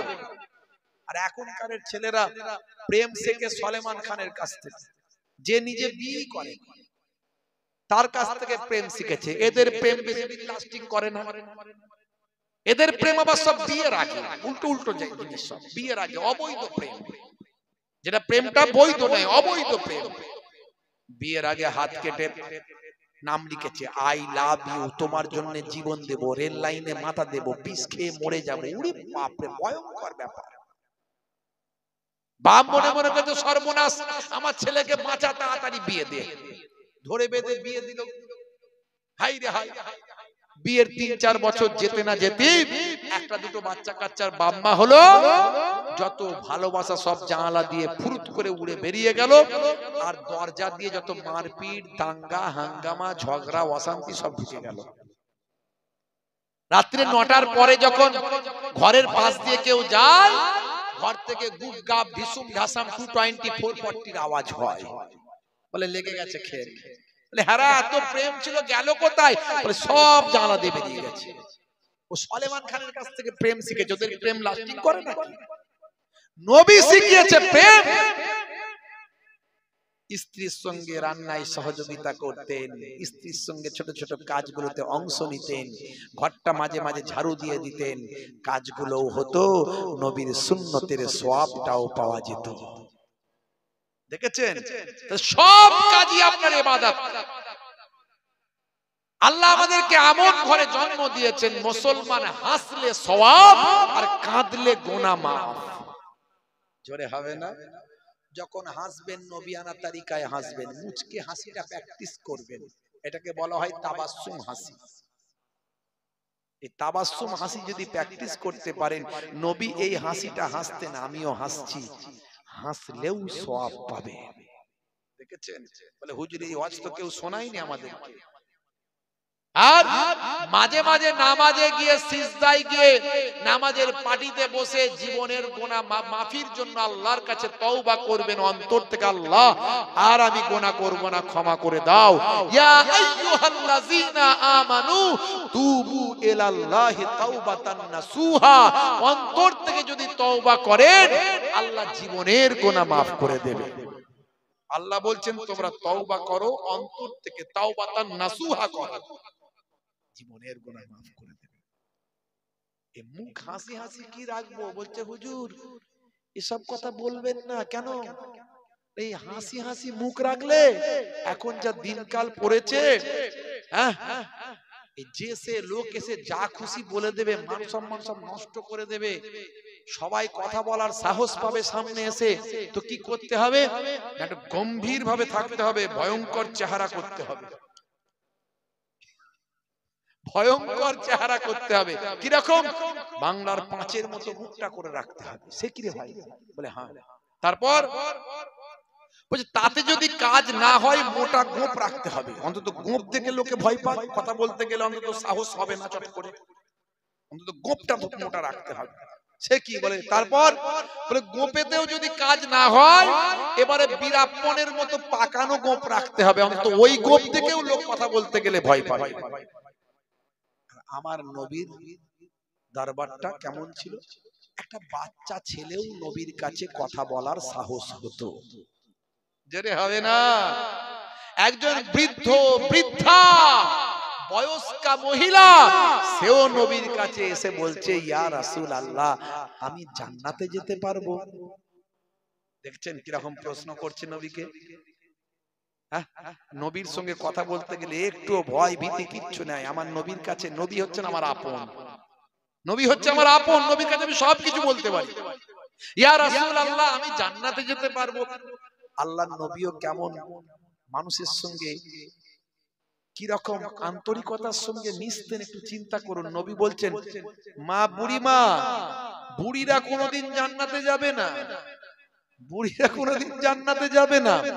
এই যে নবী বলে দিয়েছেন বুড়িরা জান্নাতে যাবে না, অমনি বুড়িমা কান্না শুরু করেছে, হাদিসের মধ্যে এসেছে অমনি বুড়িমা কান্না শুরু করেছে। আল্লাহর নবী রে বুড়িমা দাঁড়াও দাঁড়াও দাঁড়াও, যেও না, দাঁড়াও দাঁড়াও। আরে আমি কি বলেছি তুমি যেতে পারবে না? এটা বলেছে কি? আমি বলেছি বুড়িরা জান্নাতে যাবে না। আরে শোনো, তোমাকে যখন আল্লাহ জান্নাতে দেবেন তখন তুমি আর বুড়ি মা থাকবে না, কারণ জান্নাতীরা কোনোদিন বুড়ো বুড়ি হবে না, সব যুবক যুবতী হয়ে যাবে। জোরে হবে না? দেখেছেন আমার নবীর দরবারটা কেমন, আর এখন আমরা কেমন হয়েছে একটু ভাবুন। হে তরুণ যুবকেরা, হে আমার বন্ধুরা, শুনে রেখে দিন বাবা, বাচ্চাদের সঙ্গে মিষ্টি কথা বলবেন, ছোটদের স্নেহ করবেন, বড়দের সম্মান করবেন। হে যুবকেরা, এতিম বাচ্চা পেলেন কিছু গিফট দেবেন, পুরস্কার দেবেন তাকে, তার হাসি হাসি চেহারা করে দেবেন, অন্তরটা ঠান্ডা করবেন। তার যে বাপ নাই কিংবা মা নাই, এতিম বাচ্চা জ্বালা যন্ত্রণা দূর করে দেবেন। যদি এটুকু দেওয়ার ক্ষমতা না হয় অন্তত এতিম বাচ্চার মাথাতে একবার স্নেহপূর্ণ ভালোবাসার হাতটা বুলিয়ে দেবেন। এতিম বাচ্চার মাথায় যদি ভালোবেসে হাতটা বুলান, নবী বলেন যতগুলো চুল আপনারা হাতের তালুতে রেখেছেন ততগুলো সওয়াব আল্লাহ আপনার নামাজ আমলে দান করে দেবে। হে তরুণ যুবকেরা, হে আমার বন্ধুরা, পিতামাতার সেবা করবেন। পিতামাতার সেবা করা হলো ফরজ। আল্লাহ কোরআন মাজিদে বলেছেন হে দুনিয়ার মানুষ শুনে রেখে দাও, ওয়াসাইনাল ইনসানা বিওয়ালিদাইহি ইহসানা হামালাতুহু উম্মুহু কুরহা ওয়া ওয়াদাতুহু কুরহা ওয়া হামলুহু ওয়া ফিসালুহু সালাসুনা সাহরা।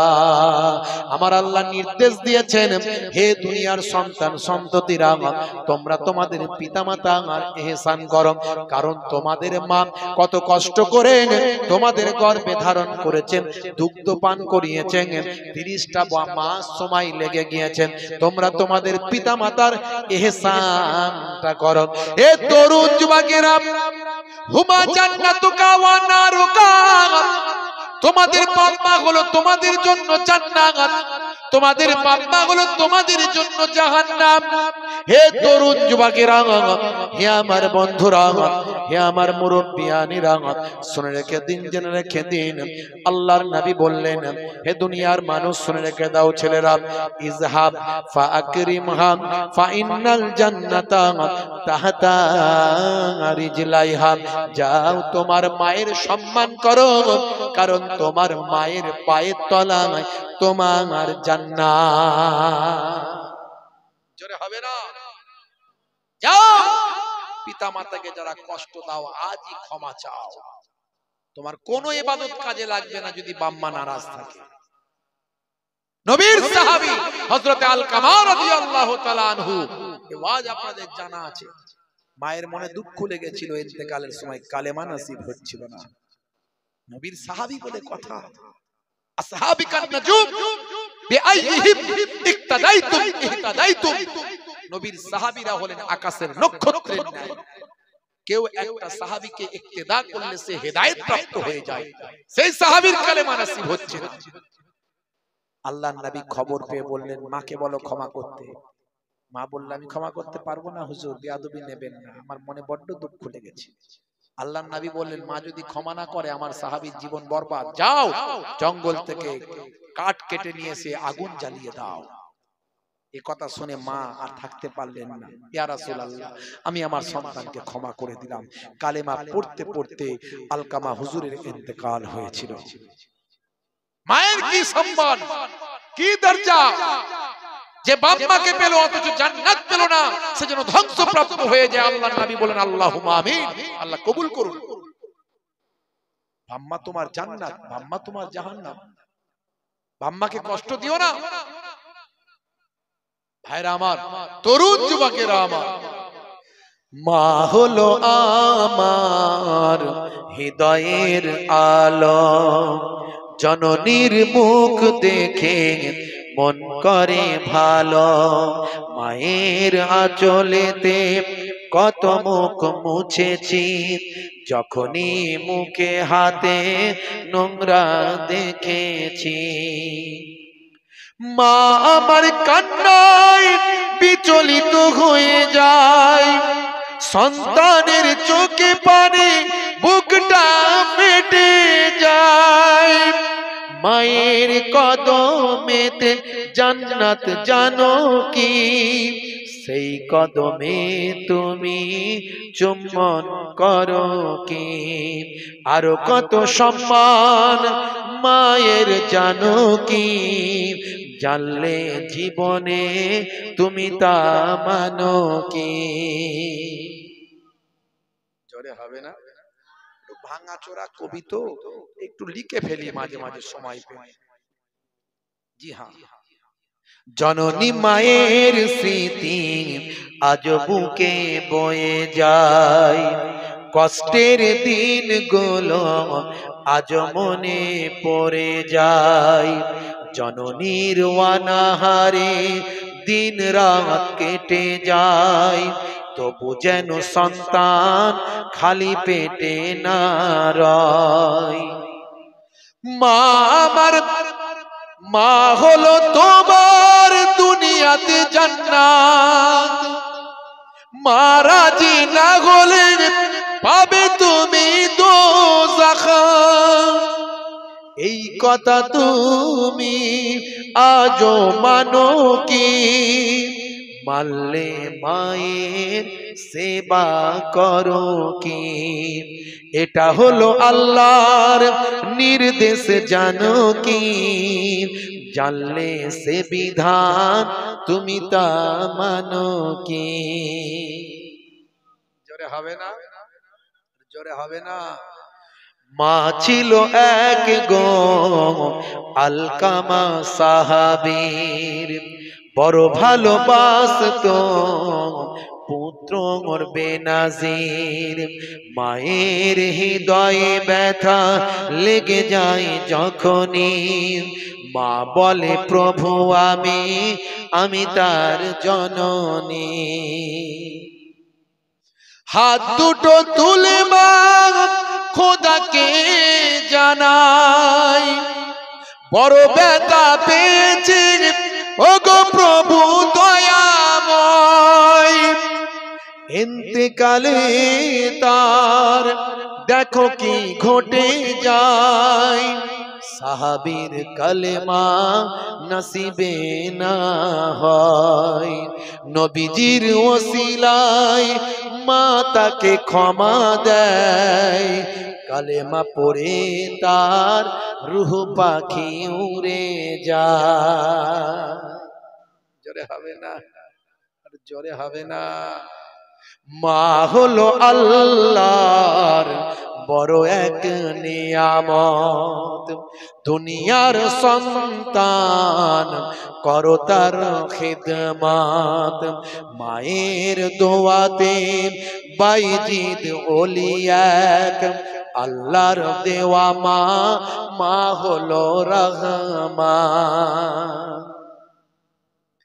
মোহে পুল্লাহ বলে যে আমার মা হলো পৃথিবীর সেরা সবার।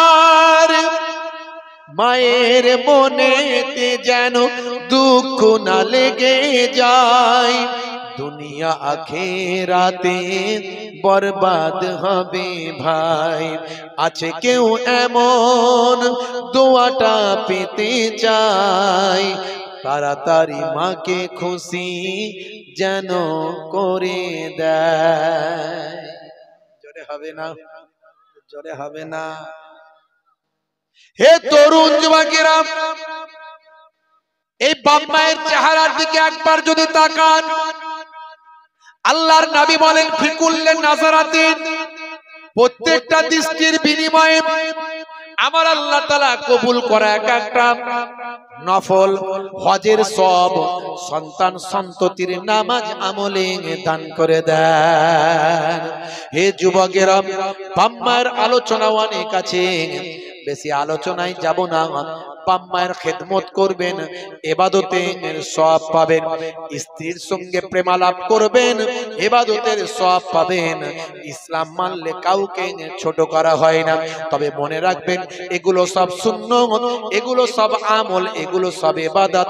আর আফজালুল ইবাদাতে ইবাদাতুস সালাত, সবচেয়ে বড় ইবাদত হলো নামাজ। হে তরুণ যুবকেরা, যদি আপনি নামাজি হয়ে যান, আমার আল্লাহ বলেন ইন্নাস সালাতা তানহা আনিল ফাহশাই ওয়াল মুনকার, নিশ্চয় নামাজ তোমাকে অশ্লীলতা অন্যায় থেকে দূরে সরিয়ে দেবে। তুমি যদি নামাজি হয়ে যাও, অপরাধ তোমার কাছ থেকে পালিয়ে যাবে, অপরাধ তোমার ধারে কাছে ঘেঁষবে না যদি তুমি নামাজি হয়ে যাও। আমার আল্লাহ এর জন্য বলেছেন ওয়াকিমুস সালাত, নামাজ কায়েম করো, ওয়া আতুজ যাকাত, যাকাতটা প্রদান করো, ওয়া আরকাউ মা'আর রাকিন। হে তরুণ যুবকেরা, নামাজ কায়েম করো। নামাজ পড়া এক কথা, আর কায়েম করা আর এক কথা। নামাজ কায়েম করা মানে নিজে পড়ো, অন্যকে পড়াও। অনেকের বাড়িতে স্ত্রী নামাজ পড়ে, স্বামী নামাজ পড়ে না। স্ত্রী কোনোদিন স্বামীকে নামাজ পড়তে বলে না। অনেকের বাড়িতে বাপ নামাজ পড়ে, সন্তান নামাজ পড়ে না। সন্তানকে কোনোদিন বাপ নামাজ পড়তে বলে না। এ তরুণ যুবকেরা, না না না, কায়েম করা মানে নিজে নামাজ পড়বেন, অন্যকে নামাজ পড়ার তালিম দেবেন, নিজের ঘর পরিবারকে নামাজি বানাবেন, নিজের পাড়া প্রতিবেশীকে নামাজি বানাবেন। এভাবে জীবনে জিন্দেগিতে গোটা কত নামাজি বানিয়ে কবরে যান। এটাই নামাজ। বুঝতে পারছেন? প্রত্যেকে চেষ্টা করুন নিজে নামাজ পড়বো, অন্যকে নামাজি বানাবো। সুন্দরভাবে পোলাইট ভাষায়, ভদ্রভাবে, বুঝিয়ে বুঝিয়ে, সুন্দর করে এমন ভাবে নামাজের কথা বলুন যাতে করে সে পালিয়ে না যায়। আপনাকে দেখলে পরের দিন আর ধারে কাছে আসবে না, এরকম যেন না হয়। পোলাইট ভাষায়, মিষ্টি ভাবে এমন ভাবে বলবেন যাতে করে আপনার প্রতি তার কোনো ঘৃণা, বিদ্বেষ, দুঃখ, কষ্ট থাকবে না।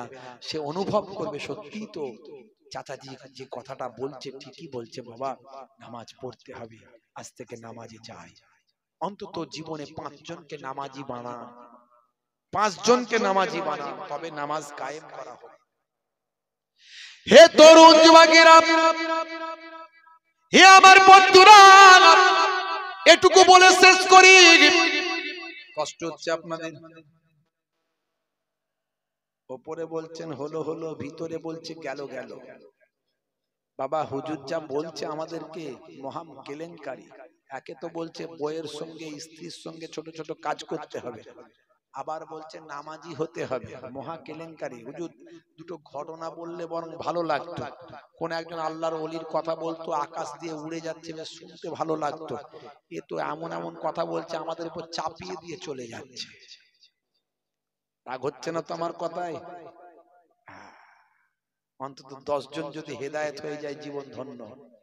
আলহামদুলিল্লাহ, আল্লাহ করে আপনাদের এখানে সবাই নামাজি মানুষ, সবাই দিনদার, পিতামাতার সেবা করেন, স্ত্রীর সঙ্গে কেউ খারাপ ব্যবহার করে না, মনের অধিকার থেকে কেউ বঞ্চিত করে না, সবগুলি এখানে আছে। তবু একটু করে আগে মনে করিয়ে দিচ্ছি আর কি। হে তরুণ যুবকেরা, হে আমার বন্ধুরা, শুনে রেখে দিন বাবা, জেনে রেখে দেন, যারা ইচ্ছাকৃত ভাবে নামাজ ছেড়ে দেবে, বেনামাজি বান্দা, তার জন্য 14টা শাস্তি। কতগুলো শাস্তি? আল্লাহর নবীর হাদিস থেকে প্রমাণ, 14টা শাস্তি তার জন্য নির্দিষ্ট করা হয়েছে। হে জওয়ান যুবকেরা, তার মধ্যে দুনিয়াতে হবে 5টা শাস্তি। হে যুবকেরা, যারা নামাজ পড়নি, শুনে রেখে দাও ভালো করে, আজ থেকে প্রতিজ্ঞা করো নামাজি হবে। দুনিয়াতে হবে 5টা শাস্তি। 1 নাম্বার শাস্তি কি হবে শোনো, সেটা হলো বেনামাজি বান্দার চেহারাতে কোনো নেককারের জ্যোতি থাকবে না। একটা নেক মানুষের চেহারার একটা জ্যোতি থাকে, নূর থাকে, আলো থাকে। চেহারা দেখলে একজন ভদ্র ভালো নামাজি পরেশগার আল্লাহওয়ালা মানুষ বলে বোঝা যায়। নেককারের একটা জ্যোতি থাকে বাবা। বেনামাজি বান্দার চেহারাতে নেককারের জ্যোতি থাকবে না, 1 নাম্বার। 2 নাম্বার, তার রুজি রুটিতে বরকত হবে না, কাজ কারবারে বরকত হবে না, খালি বলবে এত ইনকাম করছি কিন্তু নাই দেখতে পাই না, রুজি রুটিতে বরকত হবে না, 2 নাম্বার। 3 নাম্বার হলো বেনামাজি বান্দা কোন ভালো কাজ করলে তার সওয়াব পাবে না। কাজটা ভালো, লোকে বলবে ভালো, লোকে নাম করবে, কিন্তু আল্লাহর দরবারে কোনো সওয়াব লিপিবদ্ধ হবে না, 3 নাম্বার। 4 নাম্বার হলো নিজের জন্য যদি কোনো দোয়া চায়, আল্লাহ তুমি আমার এটা করো ওটা করো, আল্লাহর কাছে কোনো দোয়া চাইছে বেনামাজি বান্দা, তার দোয়া কবুল হবে না, 4 নাম্বার। আর 5 নাম্বার হলো পৃথিবীর যত বড় আল্লাহর ওলির তার জন্য দোয়া করুক, বেনামাজি বান্দার জন্য কোনো ওলি আল্লাহর দোয়াও কবুল হবে না। 5টা।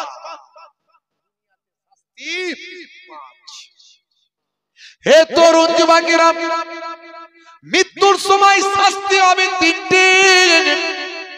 1 নাম্বার শাস্তিটা হবে, মৃত্যুটা হবে অপমানের সঙ্গে, বেইজ্জতির সঙ্গে তার মওত হবে, 1 নাম্বার। 2 নাম্বার, তার মৃত্যুটা হবে কেমন শুনুন, প্রচন্ড ক্ষুধার্ত অবস্থায় মারা যাবে। মনে হবে অনেক খেতে পারবো, কিন্তু কোনো খাবার তার পেটে ঢুকবে না, ক্ষুধার্ত থাকবে মৃত্যুর সময়। 3 নাম্বার, মৃত্যুর সময় বেনামাজি বান্দা পিপাসা অবস্থায় মারা যাবে, যেন মনে হবে সারা দুনিয়ার পানি আমি খেয়ে ফেলবো, কিন্তু 1 ফোঁটা পানি তার ভিতরে ঢুকবে না। এই হলো মৃত্যুর সময় বেনামাজির 3টে শাস্তি।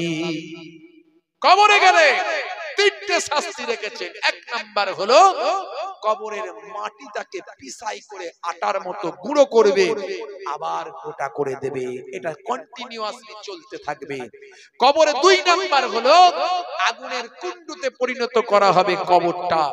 3 নাম্বার, কবরে একটা ভয়ঙ্কর বিষধর সর্প নিযুক্ত করা হবে, যে সাপটা হলো সুজা আকরা বলা হয়, যে সাপটা পৃথিবীতে একবার যদি নিঃশ্বাস ফেলতো কিয়ামত পর্যন্ত আর ঘাস জন্ম নেবে না। অনেকে বলে হুজুর সব বুঝলাম, কিন্তু মাঠে খেলতে খেলতে বল চলে যায় কবরে, ভাঙা কবরের ভিতরে চলে যায়, অনেকে ভয় পায়, আমি ভয় পাইনি, আমি নিজে গিয়ে বল তুলে নিয়ে আসি, কোনো আগুনও জ্বলতে দেখিনি, কোনো সাপও পাইনি, আর কোন রকম কবরের মাটি মাথা চেপে গুঁড়ো করেনি, কিছুই তো দেখতে পাইনি। আমি বলি শোনো, তাহলে তোমাকে আমি এভাবে বোঝাই, তুমি ঘুমিয়ে আছো, সবাই জেগে আছে, তুমি ঘুমিয়ে আছো, ঘুমের মধ্যে তুমি স্বপ্নে দেখতে পাচ্ছ রাস্তা দিয়ে গাড়িতে করে যাচ্ছিলে, গাড়িতে গাড়িতে অ্যাক্সিডেন্ট হলো, তোমার গাড়িটা ব্রিজ ভেঙে নদীতে পড়ে গেল, গাড়ির ভিতরে তুমি আছো, নদীতে ডুবছো, হাবুডুবু খাচ্ছো, বেরোনোর চেষ্টা করছো, বেরোতে পারছো না, পানিতে ডুবছো, চিৎকার করছো। এইভাবে কিছু সময় যাওয়ার পরে মনে হচ্ছে তুমি মারা যাচ্ছো। হঠাৎ তোমার ঘুমটা ভেঙে গেল। যারা জেগেছিল তারা কেউ বুঝতে পারেনি, তুমি প্রচন্ড কষ্ট অনুভব করেছো, তুমি একাই বুঝেছো। অনুরূপ যারা কবরে চলে গেছে, কবরের শাস্তিটা সে একাই বুঝতে পারবে, যারা জীবিত মানুষ তারা কেউ বুঝতে পারবে না। এই হলো কবরের তিনটে শাস্তি। আর কিয়ামতের দিনে তিনটে শাস্তি হবে। একটা হলো কিয়ামতের দিনে, ভাইরা আমার, তরুণ যুবকেরা আমার, মুরব্বিয়ানেরা আমার, মুসলমান, কিয়ামতের দিনে তিনটে শাস্তি হবে। আর হিসাব হবে অত্যন্ত কঠিন, হিসাব হবে অত্যন্ত কঠিন, কঠিন হিসাব নেওয়া হবে তার কাছে। দুই নাম্বার হলো, আমার আল্লাহ তার দিকে রহমতের দৃষ্টিতে তাকাবেন না। আমার আল্লাহ তার দিকে রহমতের দৃষ্টিতে তাকাবেন না। আর তিন নাম্বার হলো, ফারিস্তারা অপমানের সঙ্গে তাকে টানতে টানতে জাহান্নামায় গিয়ে নিক্ষেপ করবে। হে যুবক, আজ থেকে নামাজি হয়ে যাও, কারণ এই পৃথিবী ক্ষণস্থায়ী, পরকাল চিরস্থায়ী। ভাইরা আমার, আমার আল্লাহ জানিয়ে দিয়েছেন, বাল তুসিরুনাল হায়াতাদ দুনিয়া ওয়াল আখিরাতু খায়রুন ওয়া আবকা। এই দুনিয়া হলো তোমাদের জন্য ক্ষণস্থায়ী, পরকাল হলো তোমাদের জন্য চিরস্থায়ী। ওয়াক্ত যে হলো ওযু করো, মসজিদে চলো, খোদার হুকুম পালন করো, নামাজটা পড়ো। ওয়াক্ত যে হলো ওযু করো, মসজিদে চলো, দিন রাত 5 ওয়াক্ত নামাজ পড়লে পাবে ভাই জান্নাত। জোরে হবে না? ফজরের সময় হলে মসজিদে যাও তুমি চলে, ফেকো না বিছানায় শুয়ে, খোদা দেন রহমত ঢেলে। জোরে হবে না? জোহরের সময় হলে কাজটা দাও তুমি ছেড়ে, কিছু সময় দাও নামাজে, সফলতা আসবে চলে। জোরে হবে না? মাগরিবের ওয়াক্ত আসিলে মসজিদে যাও তুমি চলে, কবরের আযাব থেকে মুক্তি প্রভু দেবে। ওয়াক্ত যে হলো ওযু করো, মসজিদে চলো, খোদার হুকুম পালন করো, নামাজটা পড়ো। ওয়াক্ত যে হলো ওযু করো, মসজিদে চলো, দিন রাত 5 ওয়াক্ত নামাজ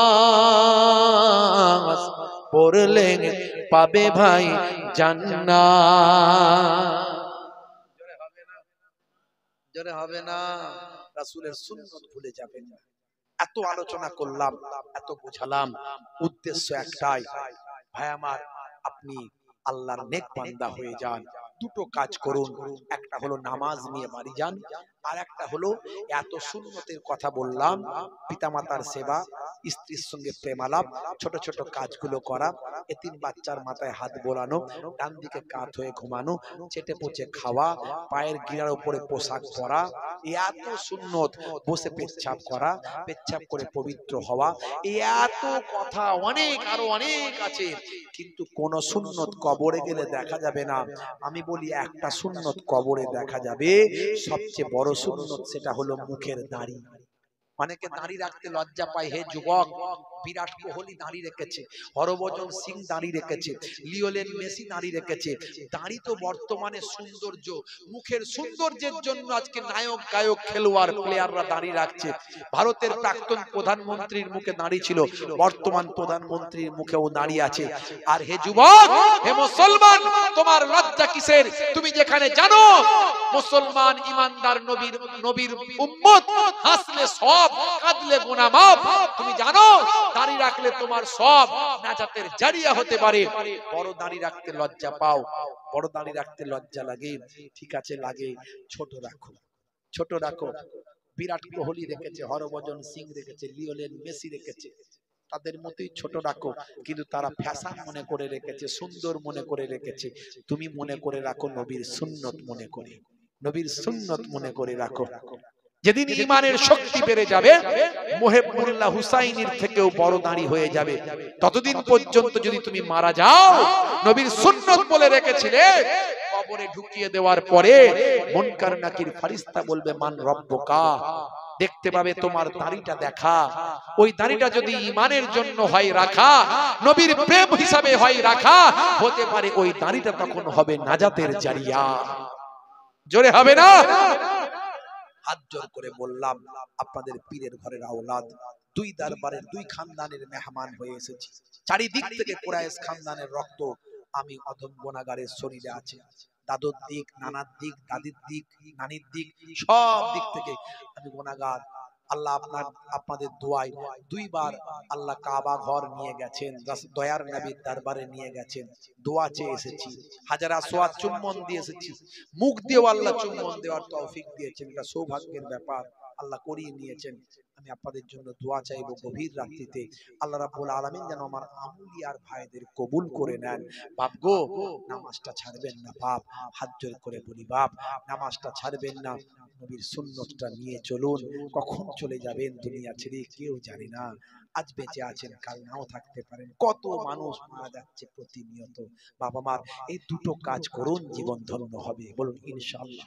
কি পারবো তো নাকি? কি পারবো তো? আচ্ছা, কারা কারা নামাজ পড়বেন হাত তুলে দেখান তো দেখি। মাশাআল্লাহ। ক্যান্সার তো আল্লাহ দিতে পারে না, হার্ট অ্যাটাক দিতে পারে না, টিউমার প্যারালাইজড বানাতে পারে। হাতটা তুলুন। এখনো হাত তোলে না। নারী দেখবেন, নারী দেখবেন।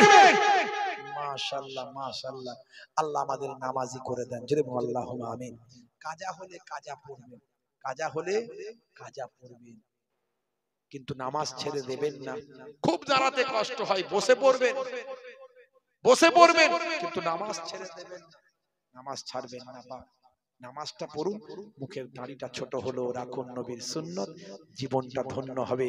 কাজ কারবারে আল্লাহ বরকত দেবেন, বিপদ আপদ মুসিবত থেকে হেফাজত করবেন, আমার আল্লাহর রহমত নাজিল হবে, সংসারে শান্তি হবে। মাগো, ওমা, মা, ওমা, নামাজ ছেড়ে দিও না মা, নামাজটা পড়ো, 5 ওয়াক্ত নামাজটা পড়বে মা, বছরে 1 মাস রমজানের রোজাটা রাখবে।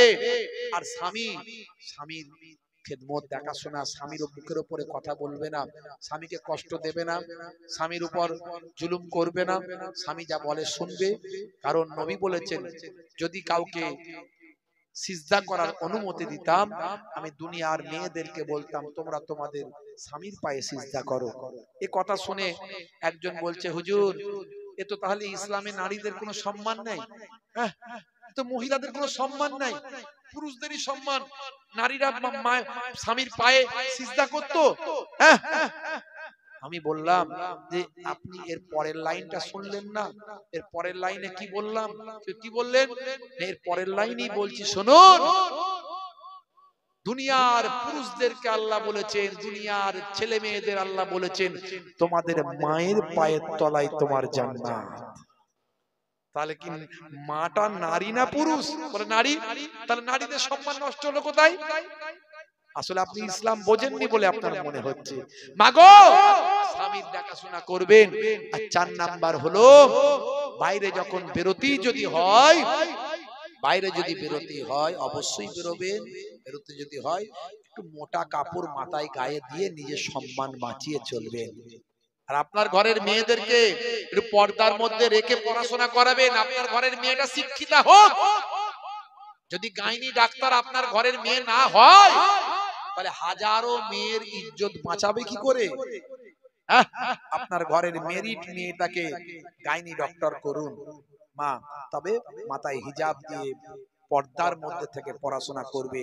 কত মহিলা পৃথিবীতে আছে যারা পর্দার মধ্যে থেকে ডাক্তার হয়েছে, সায়েন্টিস্ট হয়েছে, আরো কিছু কিছু হয়েছে। কেন আপনার ঘরের মেয়েটা পারবে না? আমাকে আপনাকে আল্লাহ মুসলমান ঘরে, ইমানদার ঘরে পাঠিয়েছেন। হাসলে সওয়াব, কাঁদলে গুনাহ মাফ। আমার নবীর উম্মত হিসাবে আল্লাহ কবুল করেছেন, এটা সৌভাগ্য। আল্লাহ আমাদেরকে সৌভাগ্য দান করেছেন, আমরা যেন বঞ্চিত না হয়। আল্লাহ আমাদের কবুল করেন, বলো আল্লাহুম্মা আমিন, বলো আল্লাহুম্মা আমিন। আসুন দাঁড়িয়ে একটু সালাম পেশ করি। ইয়া নবী